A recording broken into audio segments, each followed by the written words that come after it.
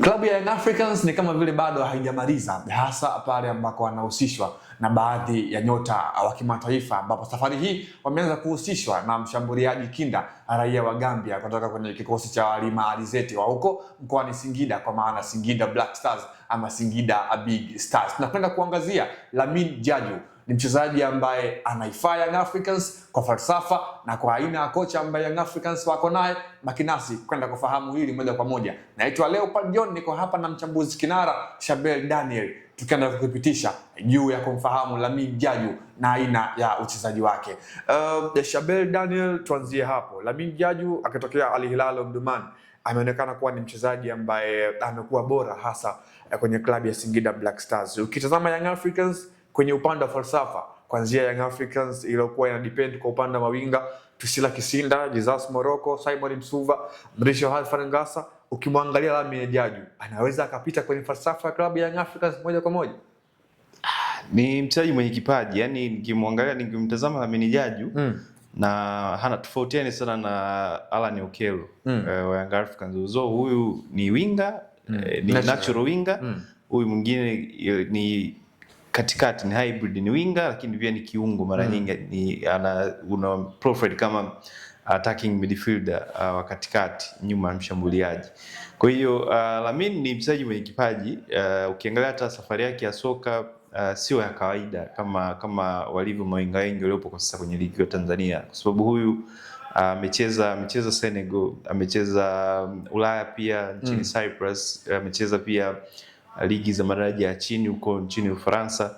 Huko kote amekwenda kwa sababu ya kipaji chake ambacho yuko nacho. Na ukitazama sasa mahitaji yake na kile ambacho Young Africans labda wanakitaka kutoka kwake, ina make sense kwa sababu Young Africans hawana winga mwenye skill set kama alizonazo Lamine Jaju. Buba jamii. Buba nafikiri ni rana tu, ni mchezaji ambaye ana sifa zake zaidi ni kukimbia, lakini hahusiki sana kwenye matukio mengi ya mchezo. Ni mchezaji ambaye utampenda against team ambazo ziko open, kwa sababu ama game ikiwa wazi utampenda Buba kwa sababu anakimbia zaidi kwenye maeneo ya pembeni. Lakini Lamine Jaju ni kama funguo dhidi ya zile low block, kwa sababu ana uwezo wa kukaa na mpira, ana uwezo wa kupiga chenga, lakini pia ana uwezo ku unbalance ama kuvunja zile block ambazo zinakuwa na watu wengi huku nyuma, kwa sababu ni mchezaji mwenye uwezo, anateleza akiwa na mpira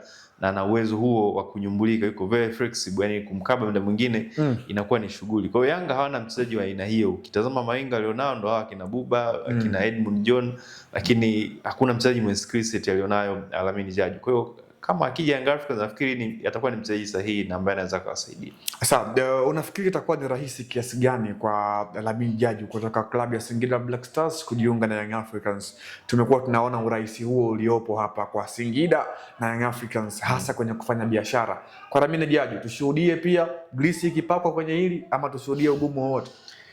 Nafikiri kwa Yanga na Singida, ni Yanga ni kuweka ganda la ndizi tu afu mchezaji anateleza. Hakuna ugumu wote wa mchezaji kutoka Singida kwenda, haijawahi kuwa ugumu mchezaji kutoka Singida kwenda Young Africans, kwa sababu wamekuwa na mahusiano mazuri kwenye biashara hizi za uhamisho wa hawa wachezaji. Wamekuwa wakibadilishana sana wachezaji katika mazingira ambayo muda mwingine anakuacha maswali pamoja na mdomo wazi, lakini sioni kama kutoka kuna ugumu. Kama anahitajika Young Africans, basi ni asubuhi tu atampata. Sasa Shabeli, wachezaji wengi ambao wanaonekana wana ubora mkubwa wanapotoka wamekuwa wanaonyesha kiwango bora, lakini wanapokuja kujiunga na hizi klabu kubwa wamekuwa wana struggle.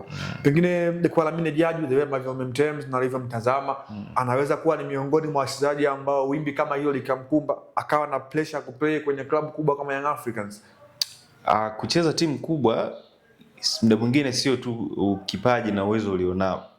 Kucheza timu kubwa kama Young Africans mitaji personality, mchezaji mwenye character, mchezaji ambaye anaweza handle pressure ya matarajio ya timu kubwa. Juzi tumetoka kumsikia Emmanuel Mwanengo. Lisikia kauli yake alikuwa anazungumza pressure ile ya mashabiki, ameshindwa kubeba matarajio ya club. Mwisho wa siku anashindwa kuperform na kuonyesha uwezo ambao yuko nao. Licha kwamba tunaamini ana talent, lakini kashindwa kuionyesha kwa sababu ya ukubwa wa club, ameshindwa kuwa na ile personality character, ameshindwa kuionyesha. Kwa hiyo kucheza timu kubwa kama Young Africans ni zaidi ya kuwa na kipaji, ni zaidi ya kuonyesha uwezo huko ulikotoka, na hii ndio tatizo ambalo mimi naliona zaidi kwa Lamine Jaji. Ni mchezaji mwenye kipaji kikubwa sana. Kucheza kwenye vilabu vikubwa kama Al Hilal Omdurman sio kitu kidogo, lakini kashindwa kuperform kule. Kwa sababu gani? Kwa sababu alishindwa kuendana na matarajio ya timu kubwa kama Al Hilal. Ndio maana unaona kwa timu zenye fedha, zenye uchumi mkubwa wa kifedha, haziwezi kumvumilia mchezaji ambaye haperform. Utaondoka, watakuja wengine. Kwa hiyo Lamine Jaji sina tatizo na kipaji chake, sina tatizo na uwezo wake hata akisajiliwa Young Africans.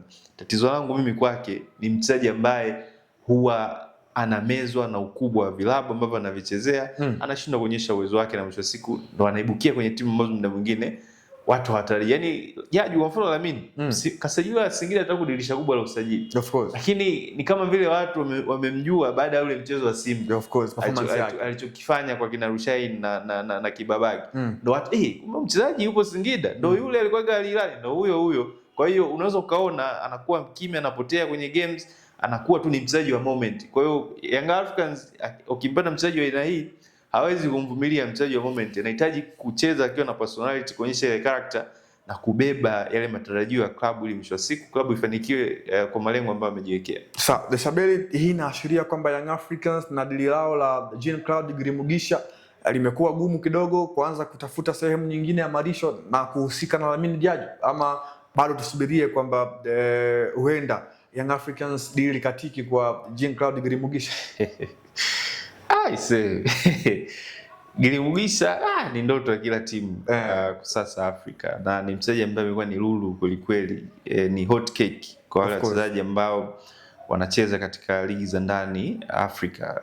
Yes, interest zipo, yani anahitajika na hivi vilabu vya hapa Tanzania, lakini changamoto ni kumtoa hapo Al Hilal. Lazima uwe na financial muscles, lazima uvunje benki kweli, kwa sababu mshahara wake tu ni unaweza kusema ni budget ya wachezaji wako wakubwa wasiopungua 4.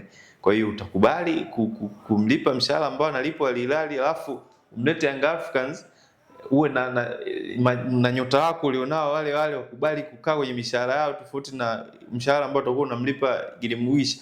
Ni kitu kikubwa. Yaani muda mwingine wanaweza ukalipa transfer fee, unaweza ukalipa. Shida ni mshahara ambao unakwenda kumlipa. Unaweza ukaanseto, yani unaweza ukamfanya mchezaji kama Pacome, mimi ndio star player kwenye hii team, na alipoje kiasi kidogo tofauti na dogo mmoja tu kutoka hapa Burundi ambaye hahitaji atakuja na ndege mjini, anapanda tu basi anafika Dar es Salaam, analipo zaidi ya milioni 200. Haiwezi kuwa hivyo. Kwa hiyo dili gumu. Nafikiri Young Africans Afrika kuna wachezaji wengi tu wenye vipaji. Nafikiri Yanga wanapaswa kuelekeza nguvu pia sehemu nyingine kwa talent nyingine.